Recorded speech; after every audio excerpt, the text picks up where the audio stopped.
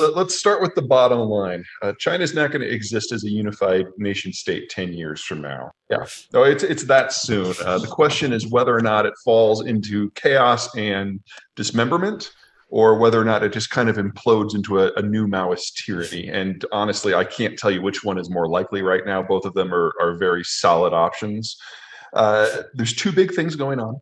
And a lot of little things, but let's just focus on the two big things for now.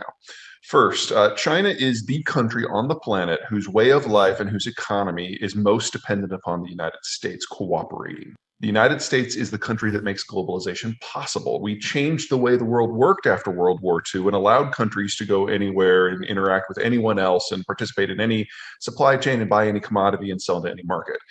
If the United States goes home, which is what the last four presidents have been working towards, then the Chinese system loses the ability to import oil and raw materials and the ability to export finished goods. That means it falls into a pre-industrial state because China utterly lacks the military capacity to displace the United States on the global oceans. There are not enough resources and markets within reach of China. It is utterly dependent upon the Americans maintaining the world in the shape that it is in right now. And if we get real hostility between Beijing and Washington, it's over. And it's over in less than a year. I'd actually argue that the US already has cut it off. The troops have come home. Most of the naval deployments to places like the Persian Gulf have stopped. So all it takes is one match being lit by one player anywhere in the world. And since China is the most exposed power, China is the country that will fall first and hardest. Everyone's familiar with the one-child policy. It worked very well. If anything, it worked incredibly too well. And after having it in place for 35 years, we have a population bomb. As of January of this year, according to official Chinese state statistics, China was the fastest aging society in human history, with the largest sex imbalance in human history. They had aged past the point that they could even theoretically maintain their population at its current size into the future. They had run out of people of childbearing age. By 2100, there will be half as many Chinese as there are today. And then in April, they started to release details from their 10-year census. And they realized that they had been overcounting their population for some time. And that 2100 date for half as many people was moved forward to 2070. Wow. And as of last month, early October, some of this data has been broken down by some Chinese academics and demographers. And they're like, we need more data, but we fear that that half date is now moved up to 2050. And for that to be true, the Chinese would have overcounted their population by 100 million. And all of that 100 million would be people who would be theoretically born since one child, so age 35 and under. In which case, China peaked in terms of its population, not 2 years ago, like they were originally thinking, 15 years ago. And we've already seen a 12-fold increase in Chinese labor costs since 1999. So it tracks with the economic data. So China is getting old, is not getting rich, it's getting old. They are no longer the low-cost producer, and they haven't advanced enough to become a high-quality producer. So from a purely economic point of view, even if the US keeps holding up the ceiling, China is facing utter demographic collapse in less than a decade.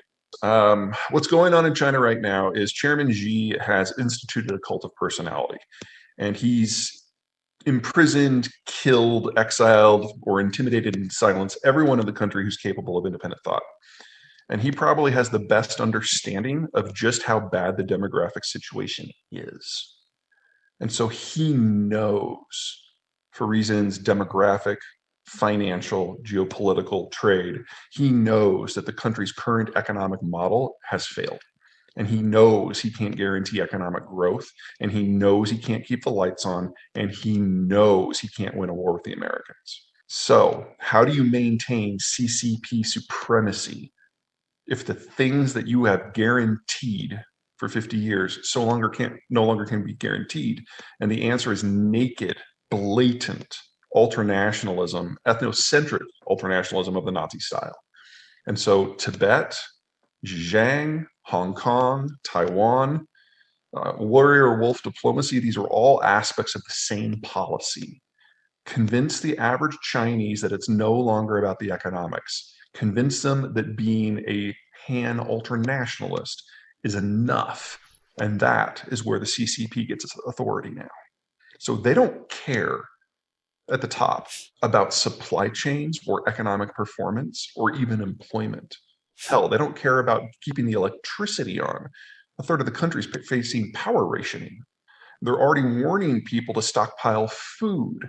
These are not the sorts of things you do if you think you're going to achieve economic breakout or even economic continuity. These are the sorts of things that you do if you know that the bottom's falling out and there's nothing you can do about it.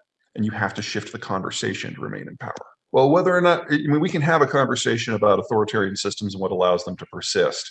I'm saying that they're facing something far more dramatic. They know economic structures that they have relied upon since Deng are collapsed, and they know that they can't repair them. So they have to have a fundamentally different sort of China for the CCP to have a chance of maintaining control. The question is, of course, whether or not that will work. And I think it's far too early in the process to have a prognosis for that. Well, the Chinese system is not based on money as an economic good like it is here in the United States. In China, money is a political good. So it exists to serve the services or the needs of the CCP. So they expand their money supply in extreme volumes in order to make sure that there's enough credit in the system so that any employer can employ any number of people. The goal is not efficiency. The goal is not even economic expansion. The goal is employment. Because if people have jobs, they don't get together in large groups and go on long walks together. That's how the current Politburo got their jobs. They are not going to give them up. Because of that, you can make the argument that all of the economic growth that we have seen in China since 2006 is because of debt. They've expanded corporate debt to something, I believe, like 350% of GDP now. I don't have those numbers right in front of me, but I think that's the number, making China the most indebted country in human history in both absolute and relative terms. So imagine if Enron ran every sector of the American economy. That's the scale of what we're looking here. And any country that's come within an order of magnitude of this, well, I'm sorry, that's a bit of an exaggeration. Any country that has come within half of this has ultimately collapsed under the debt load. So the question in my mind is not, will it, but when will it? And that's one of the things that is driving this policy of ethno-nationalism that Xi is doing, because he realizes that this system has run out of juice. As they issued more and more debt in the last 15 years, it's generated progressively less economic activity.